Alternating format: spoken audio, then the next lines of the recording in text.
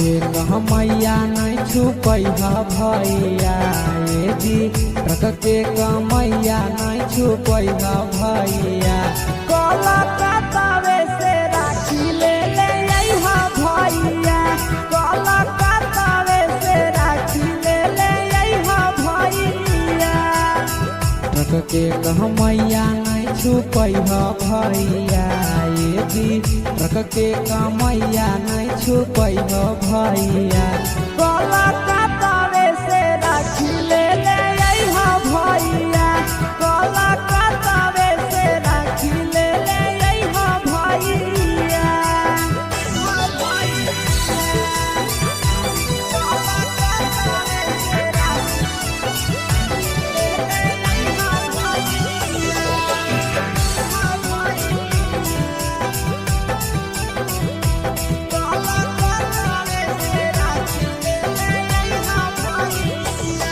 हमारा ले लइहा भैया महंगा वाला राखी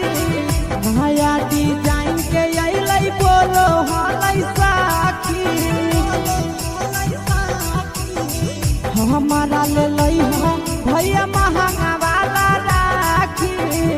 नया डिजाइन के अइलै बोलो हलै साखी बहिनी के याद ना तोड़ी हा भैया ये जी बहिनी के याद ना तोड़ी हा भैया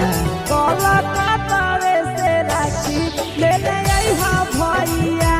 कलकत्तावे से राखी ले ले अइहा भैया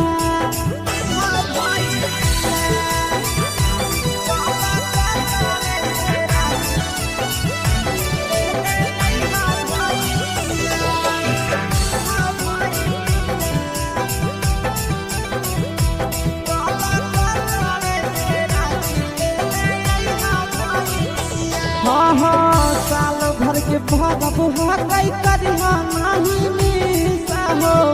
आशीष यादव भैया पीरिया पीरिसा हो साल भर के भरब हकै करिहा नहीं मिसा हो आशीष यादव भैया पीरिया पीरिसा हो और बेला लेट न करी भैया ये जी नंदन यादव लेट न करी भैया कलकत्तावे से राखी ले ले अइहा भैया कलकत्तावे से राखी ले ले अइहा भैया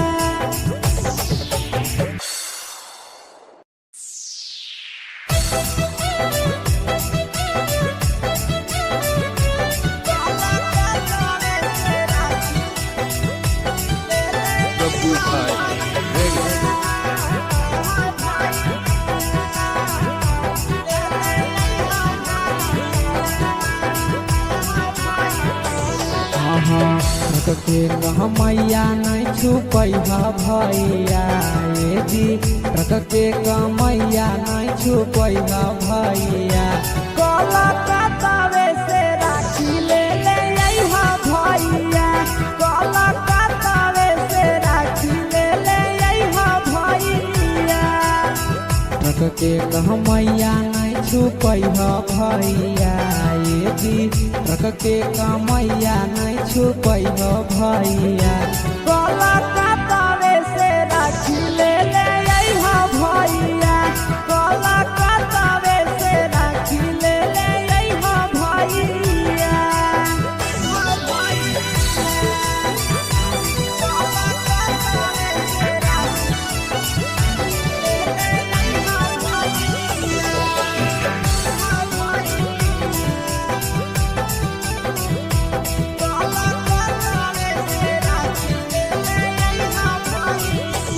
हमारा ले लइहा भैया महंगा वाला राखी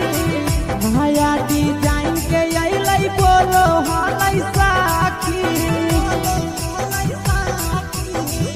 हमारा ले लइहा भैया महंगा वाला राखी नया डिजाइन के अइलै बोलो हलै साखी बहिनी के याद ना ना तोड़ी हा भैया ये जी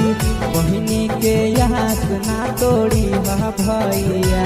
कलकत्ता से राखी ले ले अइहा भैया कलकत्ता से राखी ले ले अइहा भैया